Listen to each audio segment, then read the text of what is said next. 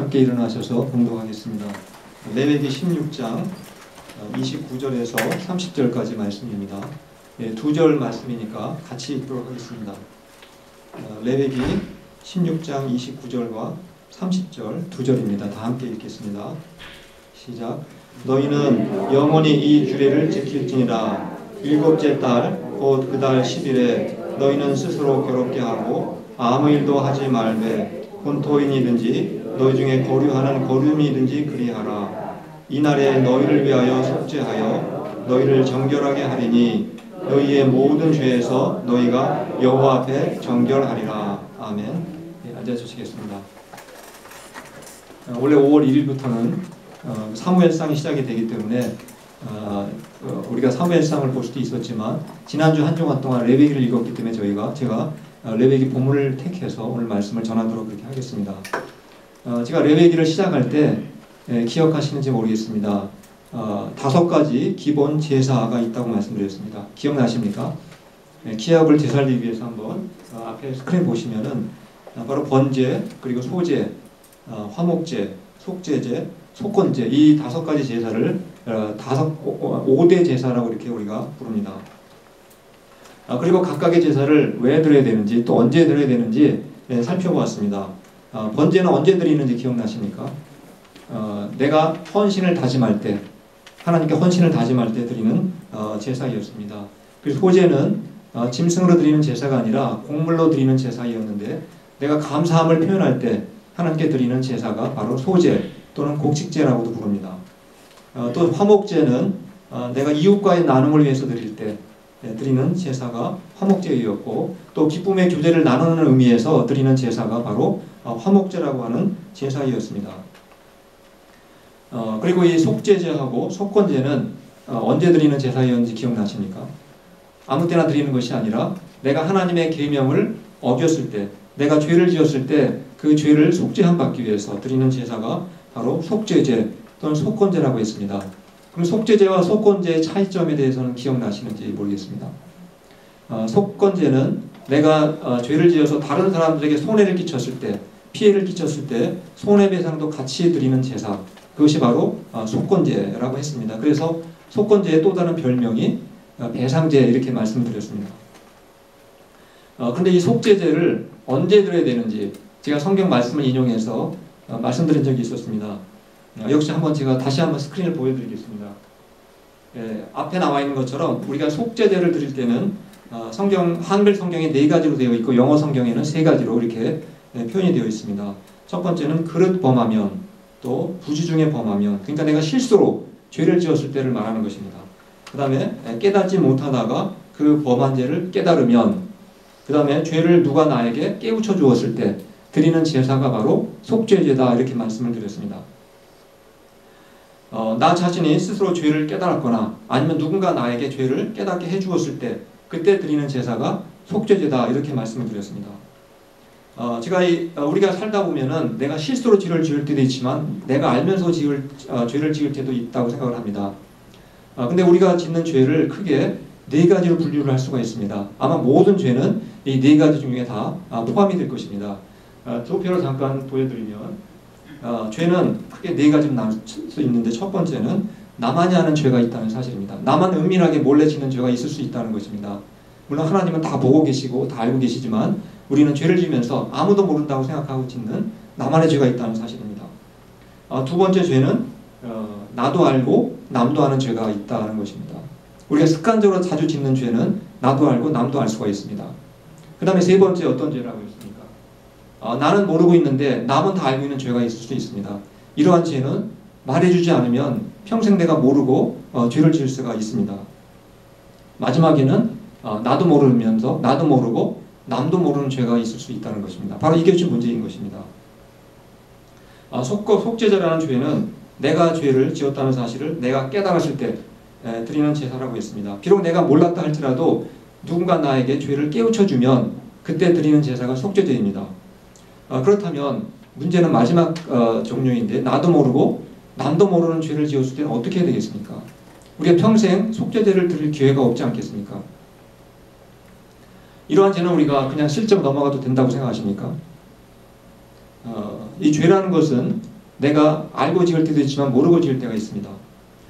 내가 알고 짓든 모르고 짓든 내가 지은 죄는 항상 내가 속한 공동체를 더럽힐 수 있다는 사실입니다. 오염시킬 수 있다는 사실입니다. 예를 들어서 내가 죄를 지으면 나만 더러워지는 것이 아니라 내가 속한 나의 가족, 또 나의 자녀, 또 나의 교회도 함께 더럽히고 오염될 수 있다는 사실을 우리가 항상 기억을 해야 합니다. 또 죄의 가장 큰 문제점은 무엇이냐면 바로 관계를 파괴한다는 것입니다. 죄라는 것은 하나님과 인간 사이의 관계를 파괴하고 또 죄는 사람과 사람 사이의 관계를 깨뜨리는 그러한 역할을 한다는 것을 우리가 항상 기억을 해야 합니다. 그래서 죄라는 것은 내가 아는 것만 처리해야 되는 것이 아니라 내가 모르는 죄, 내가 아무도 모르는 죄다 할지라도 반드시 그 죄를 해결해야 한다는 사실입니다. 바로 하나님께서는 이러한 죄의 심각성을 너무나 잘 아시기 때문에 하나님의 백성들이 죄로부터 오염과 부정으로부터 벗어나서 정결하고 거룩하게 되게 하시기 위한 방법을 우리에게 보여주셨다는 사실입니다. 바로 레위기 16장 전체는 바로 우리가 나도 모르고 남도 모르는 죄를 어떻게 우리가 해결해야 될까, 바로 그러한 문제들을 우리에게 제시해주는 제사법을 우리에게 알려주고 있습니다. 먼저 어떻게 언제 그런 제사를 드리는지 레위기 16장 29절 말씀을 한번 앞에 스크린 보시겠습니다. 제가 한번 읽어드리겠습니다. 너희는 영원히 이 규례를 지킬지니라. 일곱째 달 곧 그 달 10일에 너희는 스스로 괴롭게 하고 아무 일도 하지 말되 본토인이든지 너희 중에 거류하는 거류민이든지 그리하라.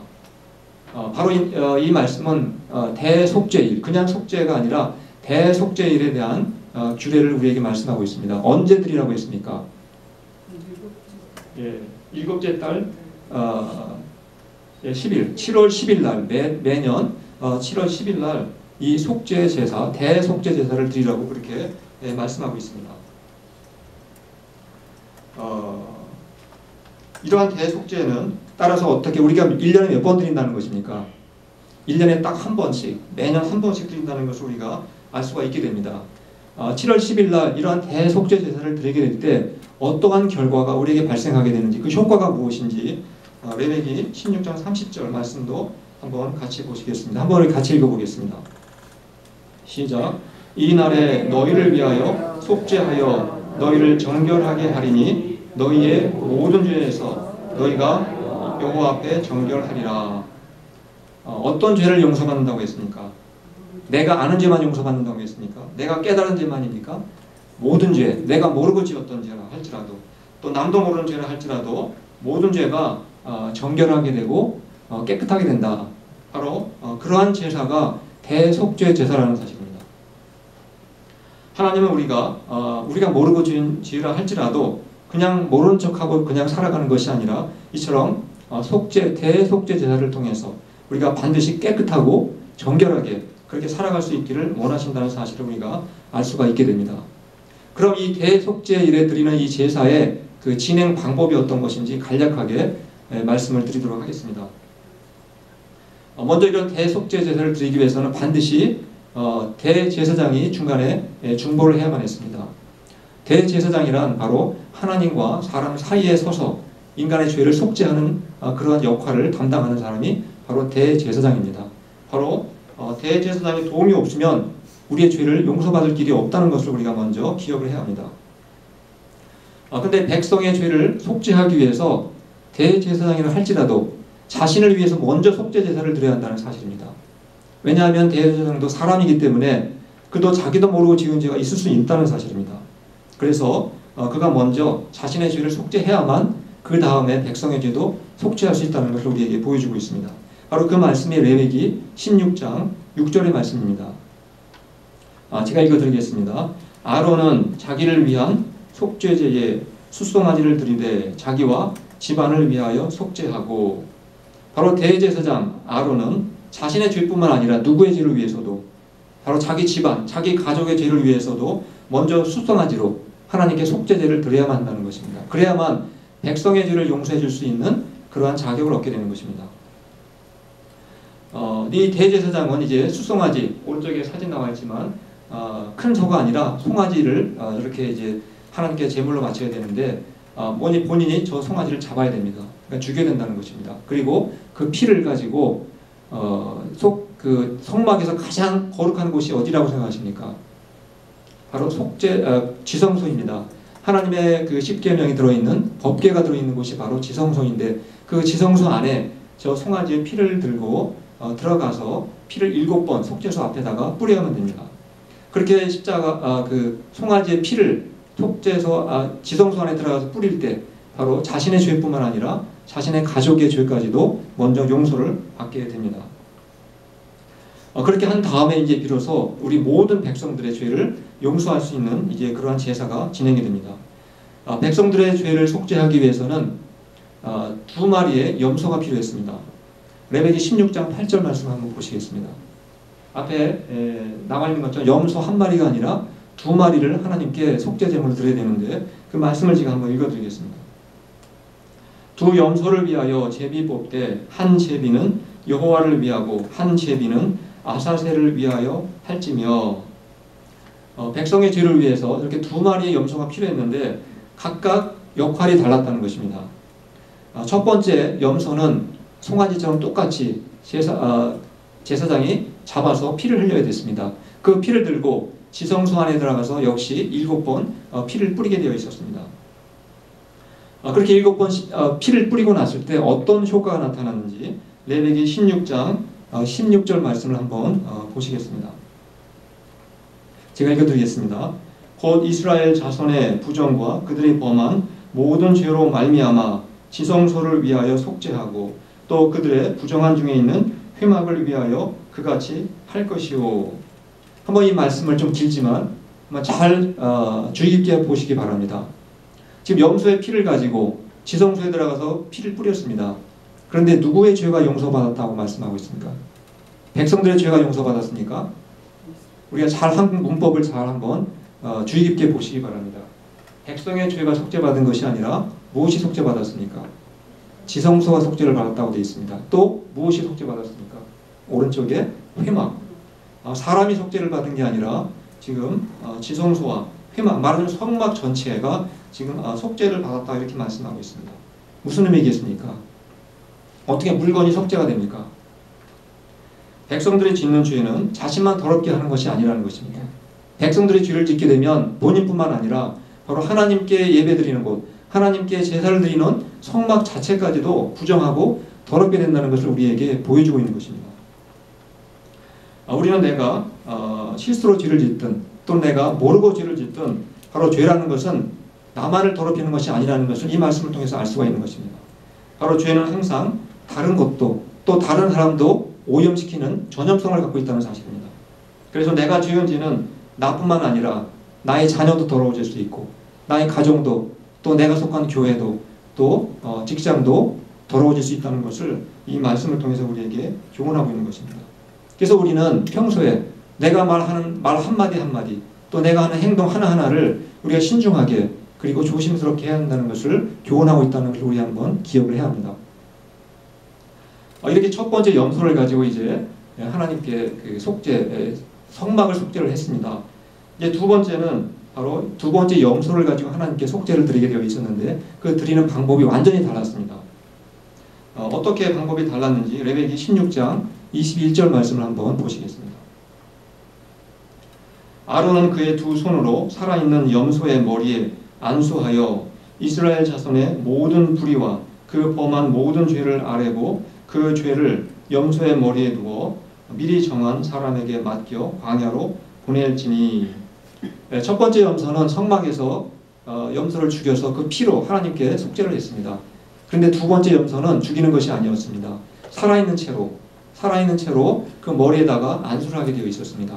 무슨 의미입니까? 안수의 의미는 내 안에 있는 죄를, 백성의 죄를 그 염소에게 떠넘긴다는 것을 의미합니다. 그리고 또 한 가지 과정이 있었습니다. 바로 모든 백성의 불의와 죄를 고백하고 회개하는 시간이 있었습니다. 그 다음에 어떻게 했습니까? 그 염소를 광야로 보냈습니다. 광야로 보냈다는 것이 어떤 의미를 갖고 있겠습니까? 강아지는 자기 집에 돌아올 수 있을지 모르지만 이 죄를 짊어진 이 염소는 다시는 자기 집으로 돌아올 수 없게 되었다는 것을 의미하는 것입니다. 제가 좀 더 이 말씀을 찾아보았더니 탈무드에 이런 말씀이 있다고 합니다. 저 염소를 광야로 끌고 가서 특별히 그냥 풀어놓는 것이 아니라 낭떠러지가 있는 곳으로 데리고 간다고 합니다. 그리고 낭떠러지에서 저 죄를 짊어지고 있는 저 염소를 밀어가지고 죽였다고 하는 그러한 기록이 탈무드에 그렇게 나와 있습니다. 말하자면 모든 백성이 지은 죄들이 저 염소가 다 자기가 떠안고 바로 이 광야에서 사라져 없어졌다는 것입니다. 바로 우리의 모든 죄가 저 염소가 없어진 것처럼 다 사라지고 없어졌다는 것을 우리에게 보여주고 있는 것을 우리가 알 수가 있게 됩니다. 오늘날 우리가 우리의 모든 죄를 용서받기 위해서 우리는 어떻게 하고 있습니까? 구약시대처럼 아론과 같은 대제사장이 염소의 피를 들고 지성소에 들어가서 우리의 죄를 용서해주고 있습니까? 오늘날 우리는 어떻게 내가 모르고 지은 죄, 또 남도 모르는 죄를 우리는 어떻게 용서받을 수 있다고 생각하십니까? 우리가 히브리서 9장 11절과 12절 말씀을 한번 같이 읽어보도록 하겠습니다. 시작. 그리스도께서는 장래 좋은 일에 대제사장으로 오사 염소와 송아지의 피로 하지 아니하고 오직 자기의 피로 영원한 속죄를 이루사 단번에 성소에 들어가셨느니라. 이제 우리의 대제사장은 누구라는 것입니까? 아론입니까? 바로 예수 그리스도께서 우리의 대제사장이 되셨다는 것을 말씀하고 있습니다. 그리고 아론은 백성의 죄를 속죄하기 위해서 먼저 자기 자신의 죄를 속죄를 받아야 했습니다. 그러나 예수님은 어떻습니까? 예수님은 죄가 없는 분이시기 때문에 자신을 위해서 속죄 제사를 드릴 필요가 없는 분이셨습니다. 또 구약시대 때에는 대속죄를 위해서 언제 제사를 드렸다고 했습니까? 매년 7월 10일 1년에 한 번씩, 그러니까 매년 반복해서 제사를 드려야 한다는 것입니다. 그러나 예수님이 드리신 속죄 제사는 영원히 단번에 그렇게 속죄를 이루셨다 이렇게 말씀하고 있습니다. 우리가 이 두 가지 속죄 방법을 한번 비교해 봤으면 좋겠습니다. 구약시대 때 1년에 한 번씩 이제 제사를 드렸는데, 그렇다면 그 모든 죄에 대한 용서의 효력이 유효기간이 얼마나 되는 것입니까? 1년밖에 되지 않는 것. 1년만 또 제사를 드려야 한다는 것은 다른 말로 하면 그 속죄 제사의 유효기간이 1년밖에 되지 않는다는 것입니다. 그러나 예수님께서 우리를 위해서 속죄하신 속죄의 유효기간은 얼마나 되는 것 같습니까? 영원이라고 되어 있습니다. 10년, 20년, 30년이 아니라 바로 영원. 우리의 죄에 대한 속죄의 효과는 영원히 간다는 것을 우리가 알 수가 있게 됩니다. 우리가 이 말씀을 생각해 볼 때 우리가 지금 누리고 있는 이 은혜가 얼마나 크고 얼마나 놀라운 것인지 우리가 충분히 깨달을 수가 있는 것입니다. 그래서 우리가 예수님을 믿는다는 것은 아무것도 아닌 것 같지만 우리는 엄청난 그러한 축복의 결과를 우리의 삶 속에 우리가 이미 누리고 있다는 사실을 우리가 기억을 해야 합니다. 그래서 예수님이 이 땅에 오셔서 십자가에 죽으신 사건은 이 세상에서 가장 기쁜 소식이라는 것입니다. 그래서 우리가 복음이라고 부르지 않습니까? 그리고 누구든지 이러한 예수님의 복음을 믿게 되면 누구나 예외 없이 구원을 받고 영생을 받고 하나님 나라의 백성이 되는 것입니다. 자, 여기까지 말씀을 들으시면서 혹시 질문이 생길 수도 있을 거라고 생각을 합니다. 예를 들어서 하나님께서 내가 모르는 죄까지 다 용서를 해주셨다면 내가 그러면 죄를 가끔 이렇게 지어도 괜찮지 않겠는가, 이런 생각 들지 않습니까? 또 내가 이미 영원히 죄를 용서받았다면 내가 죄를 혹시라도 가볍게 생각할 수 있지 않을까?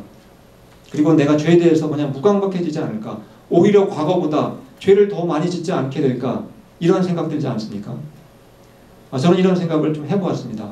하나님이 영원히 내 죄를 속죄해 주셨는데 그럼 내가 죄를 짓는 것이 무슨 상관이 있을까? 이런 생각에 우리가 오해에 빠질 수가 있습니다. 여기에 대한 질문에 대해서 히브리서 저자가 바로 우리에게 답변을 해주고 있습니다. 히브리서 9장 13절과 14절 말씀입니다. 제가 읽겠습니다. 염소와 황소의 피와 또 암송아지의 죄를 부정한 자에게 뿌려 그 육체를 정결하게 하여 거룩하게 하거든 하물며 영원하신 성령으로 말미암아 흠없는 자기를 하나님께 드린 그리스도의 피가 어찌 너희 양심을 죽은 행실에서 깨끗하게 하고 살아계신 하나님을 섬기게 하지 못하겠느냐. 우리는 예수님의 피로 영원한 속죄를 받았다고 했습니다. 영원한 속죄를 받은 사람의 특징이 뭐라는 겁니까? 바로 우리의 양심이 깨끗하게 된다는 사실입니다. 그리고 하나님을 더 잘 섬기게 된다, 이렇게 말씀하고 있습니다. 물론 우리가 예수님의 속죄를 받았다 할지라도 다 죄를 누구나 지으면서 살아가게 됩니다. 우리는 평생 천국에 갈 때까지 완벽하게 살아갈 수는 없습니다. 그러나 우리가 속죄를 받고 나면 내가 믿기 전과 내가 믿고 난 이후에 죄에 대한 나의 태도가 바뀌게 된다는 사실입니다. 내가 믿기 전에는 내가 죄를 지어도 별로 양심의 가책을 느끼지 않을 수도 있었습니다. 그리고 양심의 가책을 느낀다 할지라도 내가 그 양심의 소리를 무시해버릴 수가 있었습니다. 그러나 내가 속죄를 받고 나의 양심이 깨끗해지면 아무리 조그만 죄를 내가 지은다 할지라도 우리의 양심이 민감해지고 예민해져서 우리가 하나님 앞에 회개하지 않을 수가 없게 된다는 것입니다. 그래서 우리가 영원한 속죄를 받았다고 해서 우리가 죄를 더 함부로 짓거나 가볍게 죄를 짓지 않게 된다는 것을 우리가 알 수가 있게 되는 것입니다.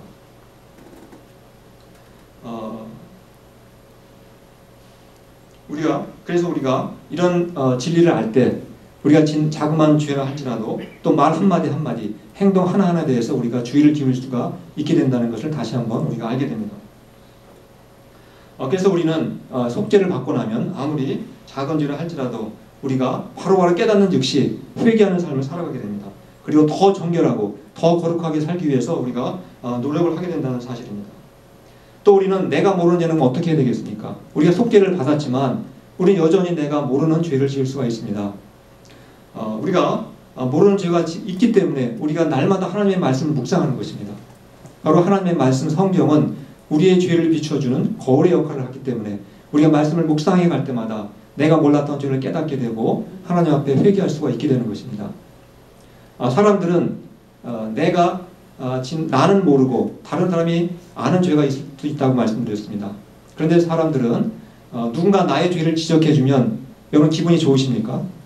항상 내가 죄라는 걸 알지만 누군가 나의 죄를 깨닫게 해주고 지적해주면 다 기분이 나쁘고 또 싫어할 때가 많습니다. 그럼 어떻게 해야 되겠습니까? 그래서 우리가 하나님 말씀을 더 열심히 읽어야 된다는 것입니다. 내가 하나님 말씀을 읽게 되면 다른 사람이 내 죄를 지적해주지 않아도 하나님이 직접 나의 죄를 지적해줄 수 있기 때문에 우리가 하나님 앞에 정결하고 그리고 거룩하게 살아갈 수가 있다는 사실입니다. 오늘 우리는 말씀을 통해서 하나님께서 우리의 죄를 특별히 내가 모르는 죄까지도 나의 죄를 용서해 주시려고 얼마나 수고를 많이 하시는지 우리가 주님의 그 놀라운 은혜를 깨달을 수가 있었습니다. 내가 모르는 죄까지 용서해 주시려고 하나님은 구약 때에는 바로 대속죄일까지 만들어 주셔서 모든 백성의 죄를 용서해 주셨습니다. 그리고 신약 시대 때에는 예수 그리스도의 십자가의 보혈을 통해서 영원한 속죄를 우리에게 허락을 해 주셨습니다. 그런데 혹시 우리는 하나님은 이렇게도 우리의 죄를, 모든 죄를 내가 모르는 죄까지 용서해 주시려고 이렇게 노력을 하시는데 과연 우리는 나에게 죄를 짓는 사람의 죄를 용서해 주기 위해서 우리는 얼마나 관대하고 얼마나 우리가 너그럽고 관용의 마음을 품었는지 한번 우리 자신을 돌이켜 보시기를 바랍니다. 혹시 우리는 남의 죄에 대해서 너무 인색하거나 용서하는데 우리가 지체하지는 않았는지 한번 우리 자신을 스스로 돌아봤으면 좋겠습니다. 하나님으로부터 죄를 용서받은 사람의 가장 기본적인 특징이 무엇이라고 했습니까?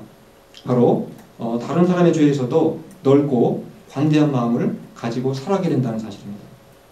요즘에 제가 이렇게 인터넷 통해서 뉴스를 보면은 행복의 조건에 대한 많은 기사들이 떠오르고 있습니다. 심지어 그 로마의 그 교황도 행복에 대해서 얘기하는 걸 제가 들어보았고 또 얼마 전에 이혜인 수녀가 행복의 조건에 대해서 얘기하는 것들을 방송을 통해서 제가 직접 들어보았습니다. 그러나 저는 오늘 말씀을 통해서 정말 행복의 조건이 무엇인지 두 가지를 다시 한번 말씀드리고 싶습니다. 첫 번째는 바로 내가 먼저 예수 그리스도의 바로 십자가의 피로 내 모든 죄가 영원히 속죄됐다는 사실을 아는 것, 그것이 가장 첫 번째 행복의 조건이라는 사실입니다. 두 번째는 무엇일 것 같습니까? 바로 내가 이제는 그 속죄를 받은 자로서 다른 사람의 죄를 내가 용서하면서 살아갈 때 비로소 우리가 행복을 누리며 살아갈 수가 있다는 사실입니다.